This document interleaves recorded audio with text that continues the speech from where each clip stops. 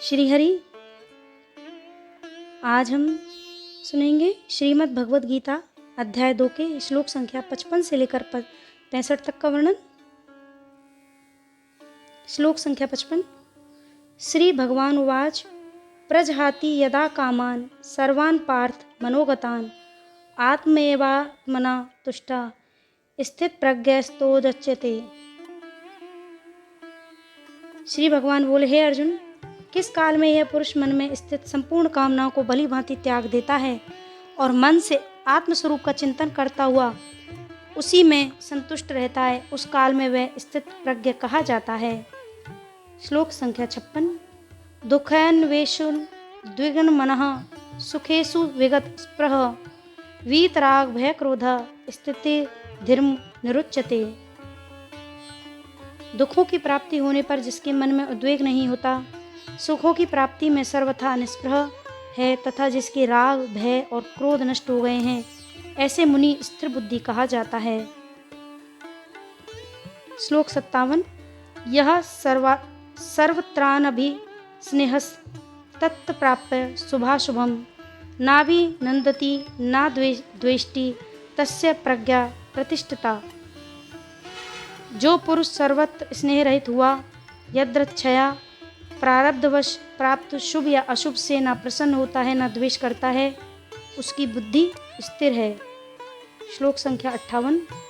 यदा संहरते चायं कूर्मो अंग नीव सर्वसः इंद्रियाणि इंद्रियार्थभ्येस तस्य प्रज्ञा प्रतिष्ठिता।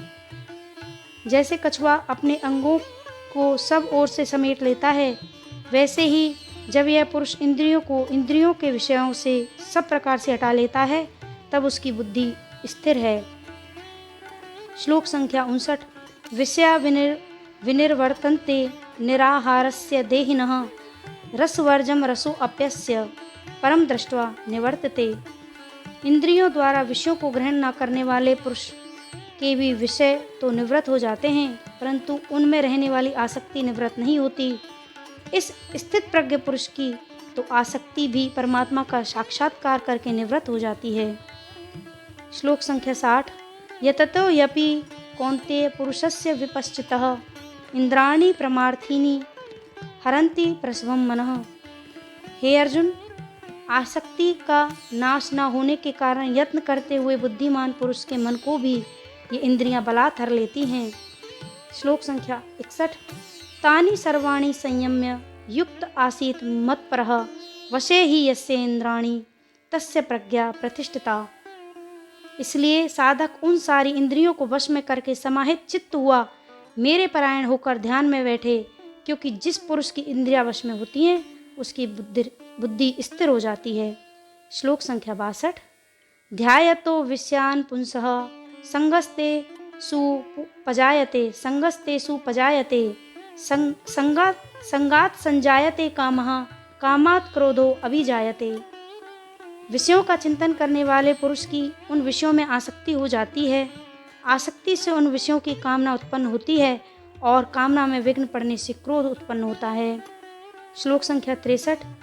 क्रोधात् भवति सम्मोहः सम्मोहात् स्मृति विभ्रमः स्मृति भ्रंशात् बुद्धिनाशो बुद्धिनाशात् प्रणश्यति। क्रोध से अत्यंत मूढ़ भाव उत्पन्न हो जाता है, मूढ़ भाव से स्मृति भ्रंश हो जाता है, स्मृति भ्रंश हो जाने से बुद्धि का नाश हो जाता है और बुद्धि का नाश हो जाने से यह पुरुष अपनी स्थिति से गिर जाता है। श्लोक संख्या 64। राग द्वेष वियुक्तेषु विषयानिन्द्रियश्चरेन् आत्मवश्ये ध्येयात्मा प्रसादम अधिगच्छति।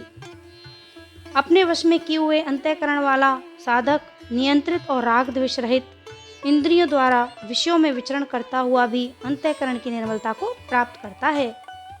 श्लोक संख्या 65।